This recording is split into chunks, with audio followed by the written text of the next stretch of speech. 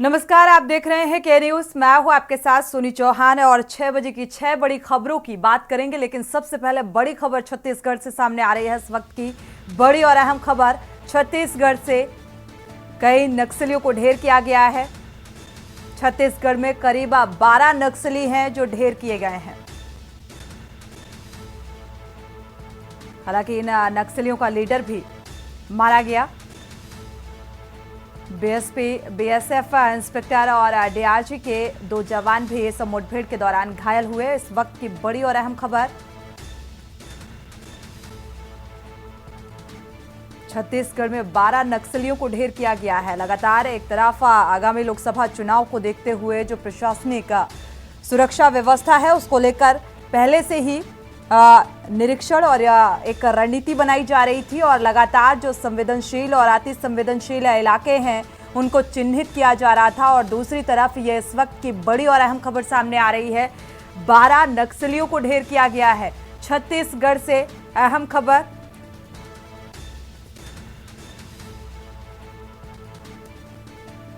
जो इस नक्सलियों का सरगना यानी कि लीडर था उसे भी फिलहाल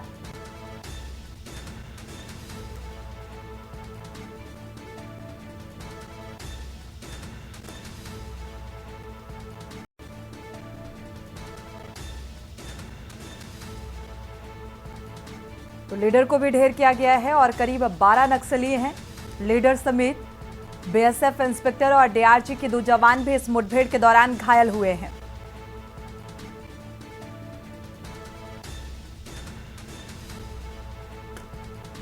छत्तीसगढ़ से इस वक्त की बड़ी और अहम खबर, नक्सल प्रभावित क्षेत्र है जो कि छत्तीसगढ़ अगर देखा जाए, और ऐसे में अति संवेदनशीलता भी यहाँ पर देखने को मिल रही है क्योंकि इलेक्शन का माहौल चल रहा है और लोकसभा चुनाव को देखते हुए।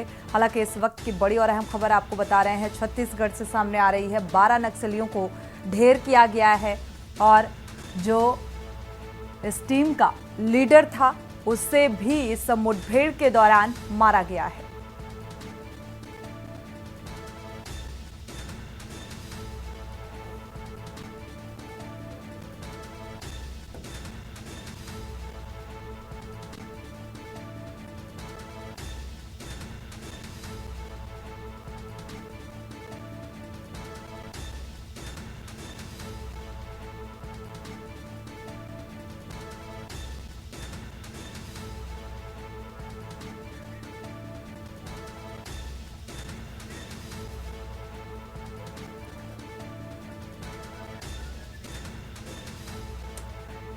तो हालांकि आपको बता दें कि नक्सलियों को फिलहाल मुठभेड़ के दौरान ढेर किया गया और यह संख्या बढ़ती हुई नजर आ रही है। इस वक्त की बड़ी और अहम खबर आपको बता रहे हैं, छत्तीसगढ़ से 12 से 18 यानी कि सरगना समेत 18 लोगों को ढेर किया गया।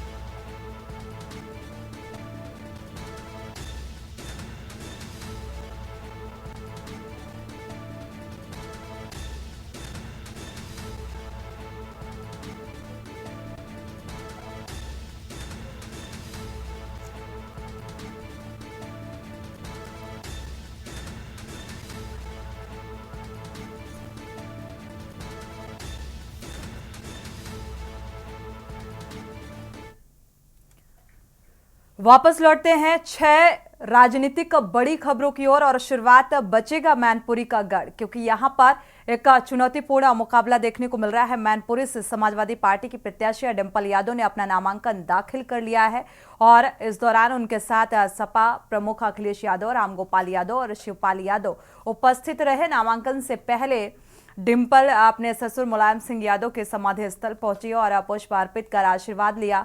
डिंपल यादव के नामांकन में बड़ी संख्या में सपा कार्यकर्ता और समर्थक भी मौजूद रहे। सैफई स्थित घर से निकलने के बाद डिंपल यादव अपने पैतृक मंदिर में पूजा अर्चना के लिए भी पहुंची और मीडिया से बातचीत करते हुए वो अपनी जीत को लेकर पूरी तरीके से आश्वस्त नजर आई। उन्होंने साफ तौर पर लोगों को दुर्गा अष्टमी की शुभकामनाएं भी दी और कहा कि मुझे भरोसा है कि क्षेत्र में सभी लोगों का आशीर्वाद मुझे मिलेगा और मैनपुरी के लोगों ने हमेशा हमारे परिवार की मदद की है। अखिलेश यादव ने कहा कि ये नेताजी का क्षेत्र रहा है और यहाँ के लोग हमारे परिवार से सीधे जुड़ाव रखते हैं।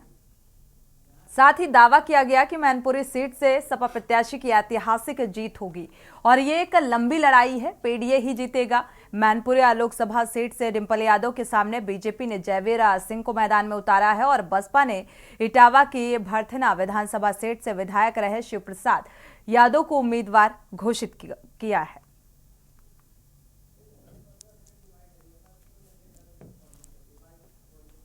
सबसे पहले तो मैं सभी क्षेत्रवासियों को आज दुर्गा अष्टमी है उसकी बहुत शुभकामनाएं देती हूँ और मुझे पूरा भरोसा है कि माँ का आशीर्वाद तो है ही और साथ में क्षेत्र के सभी लोगों का आशीर्वाद और साथ मुझे मिलेगा।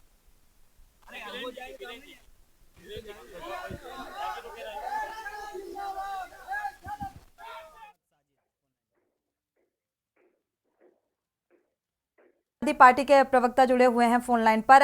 मोहम्मद साजिद जी, के न्यूज में जुड़ने के लिए आपका बहुत बहुत स्वागत है। और साथ ही मैनपुरी सीट जो है, एक तरीके से देखा जाए समाजवादी पार्टी और कहा जाए कि एक अपना प्रभुत्व रहा है, लेकिन अब जो स्थिति है वो डगमगाती हुई नजर आ रही है, या ये कहा जाए भारतीय जनता पार्टी और जिस तरीके से जो बयानबाजी निकलकर सामने आ रही है कि जो बीएसपी के नेता हैं या भारतीय जनता पार्टी के नेता हैं वो एक दूसरे के साथ बैठते हैं उठते, इस तरीके की सपा सुप्रीमो की बयानबाजी भी निकलकर सामने आई। मैनपुरी सीट को लेकर क्या कुछ समीकरण देख पा रहे हैं?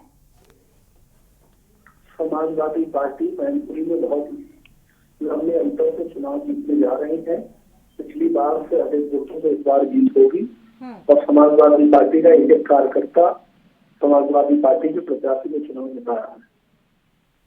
भारतीय जनता पार्टी एक तरफ, समाजवादी पार्टी या बीएसपी का जिक्र किया जाए दूसरी तरफ भारतीय जनता पार्टी, क्योंकि जीत का दावा भारतीय जनता पार्टी भी करती हुई नजर आ रही है और लगातार मैनपुरी सीट से क्योंकि आजम खान से जब मुलाकात करने के लिए पहुंचे अखिलेश यादव तो इसको लेकर बड़ी गहनता से चिंतन और मंथन किया गया और इसके बाद डिंपल यादव को यहां से प्रत्याशी बनाया गया।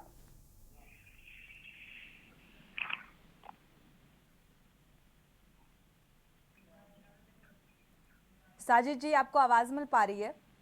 आपकी आवाज नहीं मिल पा रही है। चलिए, अभी आपको आवाज मिल पा रही है? अब अभी आवाज। मोहम्मद साजिद जी, अगर आपको आवाज मिल पा रही है, क्योंकि चुनौतीपूर्ण मुकाबला इस बार 2024 का लोकसभा चुनाव अगर मैनपुरी सीट को लेकर खास तौर पर बात की जाए तो कितना चुनौतीपूर्ण नजर आ रहा है? मैनपुरी में कोई भी चुनौती नहीं है। समाजवादी पार्टी एक बार फिर मजबूती के साथ चुनाव लड़ रही है और लंबे अंतर पर भारतीय जनता पार्टी को चुनाव समाजवादी पार्टी की प्रत्याशी माननीय श्रीमती डिंपल यादव जी चुनाव हराएंगी और इस बात से भाजपा घबराई हुई है और भाजपा के ही अंदर शुरू हो गई है और समाजवादी पार्टी का एक एक कार्यकर्ता मजबूती के साथ चुनाव लड़ा रहा है। शुक्रिया जुड़ने के लिए। और फिलहाल यहाँ पर देखा जाए तो अखिलेश यादव का जो बयान निकलकर सामने आया कि डिंपल यादव के नामांकन के बाद साफ तौर पर उन्होंने इस बात का जिक्र किया कि मैनपुरी की जनता अब समाजवादी पार्टी को रिकॉर्ड तोड़ मतों से जिताने जा रही है। जो लोग 10 साल से सत्ता में रहे वो आज अपने सांसदों की फोटो और होर्डिंग और तमाम अहम बातों का जिक्र करते हुए नजर आए, लेकिन ये चुनौतीपूर्ण है क्योंकि यहाँ पर एक काठी की टक्कर देखने को मिल रही है। और अब बात करते हैं दूसरी बड़ी पॉलिटिकल खबर की। कितने फायदेमंद कन्हैया? कांग्रेस ने लोकसभा चुनाव 2024 के लिए उत्तर पूर्वी दिल्ली सीट पर कन्हैया कुमार को टिकट दिया है और इस सीट से बीजेपी के मनोज तिवारी सांसद हैं और इस बार भी बीजेपी के टिकट पर चुनावी मैदान में हैं। कन्हैया कुमार को उत्तर पूर्वी दिल्ली से करीब वैसे ही टिकट मिला है जैसे कभी महाराष्ट्र में नाना पटोले और तेलंगाना में रेवंत रेड्डी को प्रदेश कांग्रेस अध्यक्ष बनाया गया था। और आपको बता दें कि स्थानीय नेताओं के मन की बात और विरोध को दरकिनार करके कन्हैया को प्रत्याशी बनाया गया है। अब कन्हैया भी राहुल गांधी के फेवरेट नेताओं के लिस्ट में शुमार हो चुके हैं। तभी तो कन्हैया कुमार को दिल्ली के अरविंदर सिंह लवली और संदीप दीक्षित जैसे नेताओं पर तरजीह देते हुए टिकट दिया गया है। राहुल गांधी के वोटों के चलते और जैसे कि खबरें भी सामने आ रही हैं कि कन्हैया कुमार को भविष्य में कांग्रेस में महत्वपूर्ण जिम्मेदारी दिए जाने की जोरदार चर्चाएं हैं। और भारत जोड़ो यात्राओं के दौरान कन्हैया कुमार ने राहुल गांधी पर अपनी छाप भी छोड़ी थी। अब कांग्रेस को और राहुल गांधी को भारत जोड़ो यात्राओं से जो भी फायदा हुआ हो, कन्हैया कुमार के लिए ये सबसे ज्यादा फायदेमंद रहा। राहुल गांधी के पास भी कन्हैया कुमार के लिए बड़े ही कम विकल्प बचे थे। और बिहार में तो लालू यादव और तेजस्वी यादव ने कन्हैया कुमार के लिए रास्ते ही बंद कर दिए थे। और कन्हैया कुमार ऐसे भी नेता नहीं हैं कि उनको कांग्रेस अमेठी या रायबरेली जैसी महत्वपूर्ण लोकसभा सीटों से चुनावी मैदान में उतार दिया जाए। दिल्ली की अगर बात करें तो दिल्ली के अलावा कन्हैया कुमार के लिए कांग्रेस के पास दक्षिण भारत की किसी लोकसभा सीट का ही विकल्प बचा था। और यानी उन सीटों में से किसी एक पर उम्मीदवार बनाया जा सकता था जहां से कांग्रेस कार्यकर्ता और नेता राहुल गांधी या गांधी परिवार के किसी भी सदस्य को चुनाव लड़ाने की मांग कर रहे थे। अब देखना यह होगा कि कन्हैया कुमार कांग्रेस के लिए कितना फायदेमंद साबित होते हैं।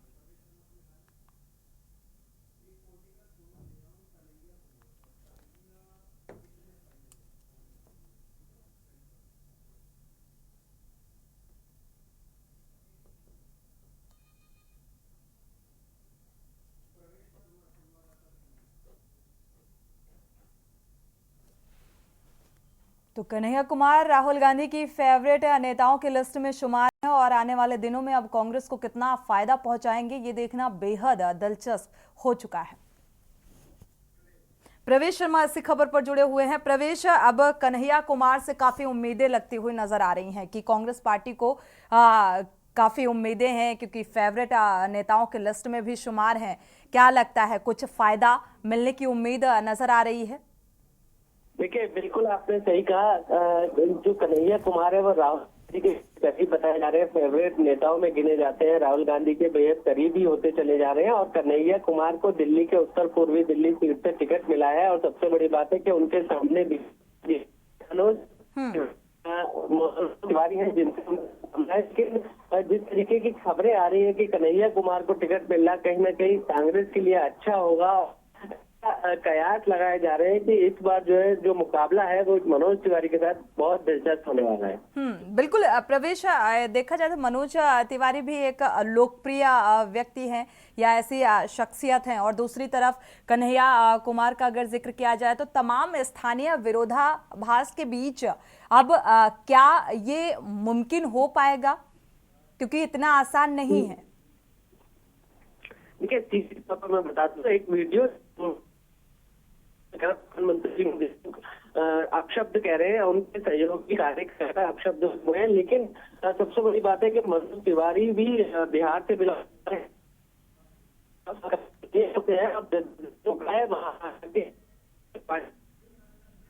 शुक्रिया प्रवेश इस तमाम जानकारी को साझा करने के लिए। तकनीकी खामी के चलते फिलहाल आवाज़ ठीक से नहीं मिल पा रही है, लेकिन इस चुनावी माहौल में कांग्रेस से कन्हैया कुमार को काफ़ी विरोध के बीच अब प्रत्याशी बनाया गया है। और दूसरी तरफ बीजेपी से मनोज तिवारी, अब कौन किसको कितनी बड़ी चुनौती देता है ये फिलहाल देखना बेहद दिलचस्प होगा।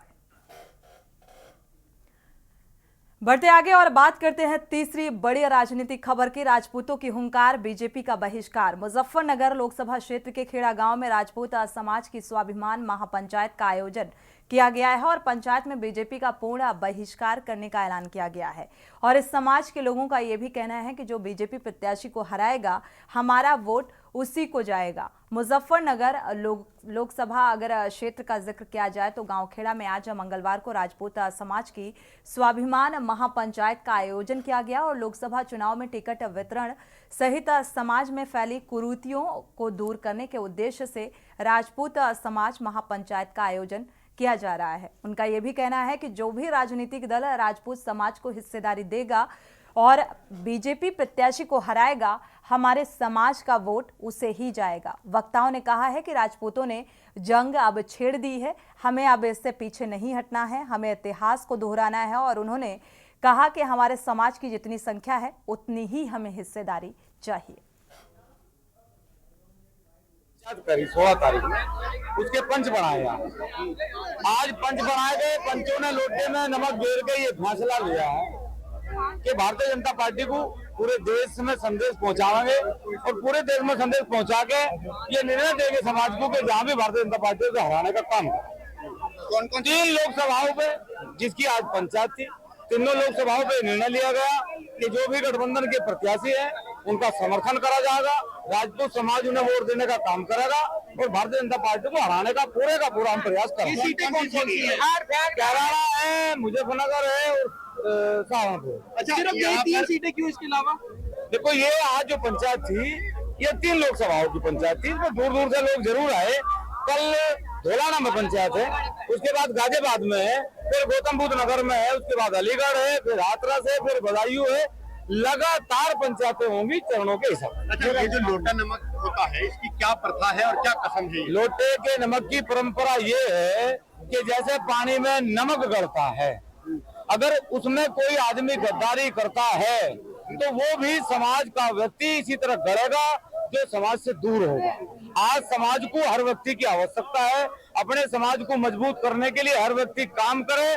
पार्टियां मजबूत फिर भी हो जाएंगी, लेकिन यदि समाज कमजोर हुआ तो फिर समाज पुनः कभी खड़ा नहीं होगा। जी, यहाँ एक चीज और देखने को मिली, हिंदू क्षत्रिय के साथ साथ में मुस्लिम समाज के जो लोग हैं वो भी यहाँ बड़ी तादाद में आए थे। मेरे भाई, भारतीय जनता पार्टी की सरकार सन 2014 में बनी और 14 में हिंदू मुस्लिम के नाम पर बनी, तो क्या मुसलमान चले गए? है तो हिंदुस्तान में ही ना। जब मुसलमान हिंदुस्तान में आए तो खेड़ा में क्यों नहीं आ सकते? आज वो खेड़ा में आए, उन्होंने कहा कि आप हमारे भाई हैं, गले से गला मिलके दोनों साथ चलेंगे और लोकतंत्र को मजबूत करने का काम। मेरठ से इसी खबर पर जुड़े हुए हैं राजू। देखा जाए तो अब राजपूतों की हिस्सेदारी की मांग के जरिए बगावत के सुर नजर आ रहे हैं। ये कितना नुकसानदायक भारतीय जनता पार्टी के लिए साबित हो सकता है आने वाले दिनों में, क्योंकि अच्छा खासा वोट बैंक अगर देखा जाए तो राजपूतों का है, लेकिन अब जिस तरीके से आपने देखा, बयान भी सुना और 3 सीटें बेहद मायने रखती हैं, चाहे वो कैराना हो, मुजफ्फरनगर हो या सहारनपुर हो, और इसको लेकर सक्रियता भी भारतीय जनता पार्टी की बहुत प्रचंड स्तर पर नजर आ रही है। हाँ बिल्कुल, देखिए सोनी, कहीं ना कहीं लोकसभा चुनाव से ऐन वक्त पहले राजपूत समाज ने बीजेपी की जो टेंशन है वो बढ़ा दी है। और सबसे बड़ी बात यह है, जिस तरीके से आज मेरठ में एक विशाल महापंचायत का आयोजन किया गया है, 3 लोकसभा क्षेत्र के जो राजपूत समाज के लोग हैं वो इसमें पहुंचे थे। संख्या हजारों में थी और कहा है कि ये संख्या लाखों में पहुंचने में भी कोई वक्त नहीं लगेगा। फिलहाल बीजेपी की जो टेंशन है वो राजपूत समाज ने बढ़ा दी है और साफ तौर पर ये ऐलान भी किया गया है लोटा और नमक लेकर कि जो भी प्रत्याशी भारतीय जनता पार्टी को हराएगा, हमारा समाज उसे समर्थन करेगा।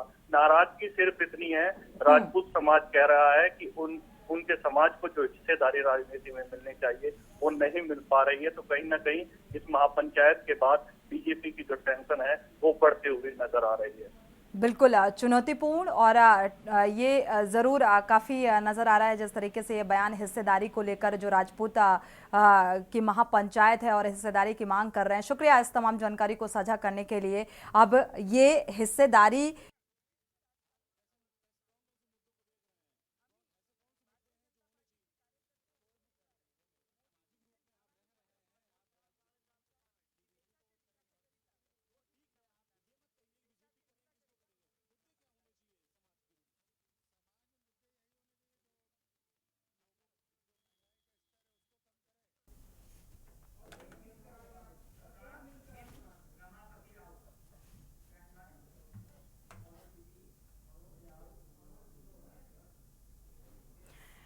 बढ़ते आगे और बात करते हैं अगली बड़ी खबर की। शशांक इन रमापति आउट। लंबे समय से देवरिया सीट को लेकर बीजेपी की जो टिकट को लेकर चल रही अटकलों पर मंगलवार को विराम लग गया और बीजेपी ने देवरिया से वर्तमान सांसद रमापति त्रिपाठी का टिकट काट दिया है। उनकी जगह पूर्व सांसद जो हैं सेवानिवृत्त लेफ्टिनेंट जनरल श्री प्रकाश मणि त्रिपाठी के बेटे शशांक मणि त्रिपाठी को प्रत्याशी बनाया गया है। शशांक मणि सामाजिक कार्यकर्ता हैं और 10 वर्ष से बीजेपी की राजनीति से भी जुड़े हुए हैं।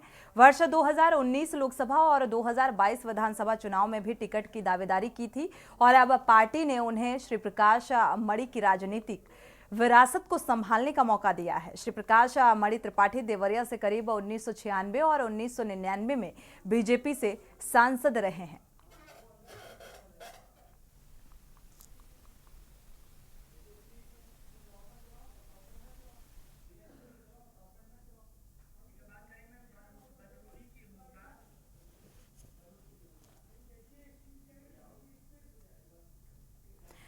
रुक करते हैं अगली बड़ी खबर का। बलूनी की हुंकार। उत्तराखंड में लोकसभा चुनाव को लेकर हलचल तेज होती जा रही है और प्रत्याशियों की नामांकन प्रक्रिया भी जारी है। मंगलवार को गढ़वाल संसदीय सीट पर बीजेपी प्रत्याशी अनिल बलूनी ने नामांकन भरा और खास मौके पर सूबे के मुख्यमंत्री भी इस दौरान मौजूद रहे। केंद्रीय मंत्री स्मृति ईरानी और उनके साथ तमाम बड़े नेता मौजूद रहे। केंद्रीय मंत्री स्मृति ईरानी ने कहा कि मैं पौड़ी के कंडोलिया मंदिर में प्रार्थना करने आई हूं। गढ़वाल संसदीय सीट पर बीजेपी प्रत्याशी भाई अनिल बलूनी के माथे पर तिलक लगाने आई हूं। उन्होंने कहा कि उत्तराखंड देवभूमि और दिव्य भूमि है।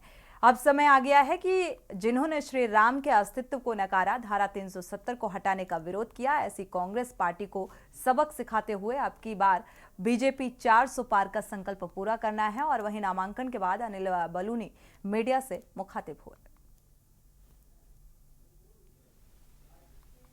विकसित भारत, विकसित उत्तराखंड और विकसित गढ़वाल का संकल्प लेकर नामांकन भरा है और इस विषय को कि गढ़वाल में विकास की नई चीज़ें करनी है, गढ़वाल के विकास के लिए नया अध्याय लिखना है और जिस तरीके से गढ़वाल में बहुत ही महत्वपूर्ण स्थान है, उन स्थानों का कैसे विकास हो, पलायन कैसे रुके और अन्य जो गंभीर विषय उनको लेकर हम आगे बढ़ रहे हैं।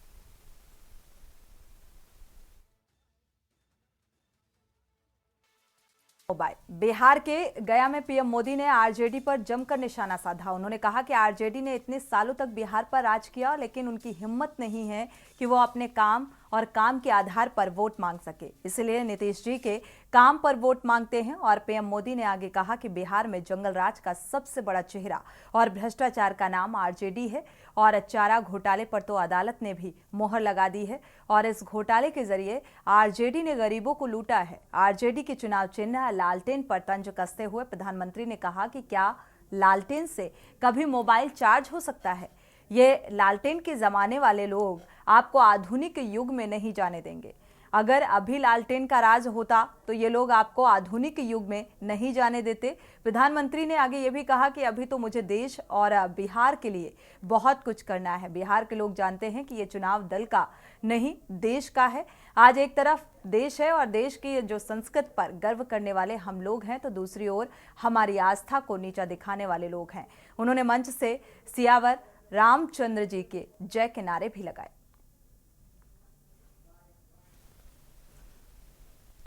स्मार्टफोन के जमाने में बिहार के युवा, हमारे स्मार्ट युवा कभी जंगल राज वालों के साथ नहीं जाएंगे। आप मुझे बताइए, आप सब मोबाइल रखते हैं कि नहीं रखते हैं? रखते हैं कि नहीं रखते हैं? क्या लालटेन से मोबाइल चार्ज होगा क्या?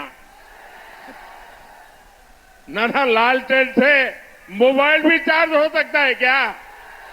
ये लालटेन के जमाने वाले लोग आपको आधुनिक युग में नहीं जाने देंगे। दोस्तों, ये आरजेडी का राज होता तो आपके मोबाइल की बैटरी भी चार्ज नहीं हो पाती।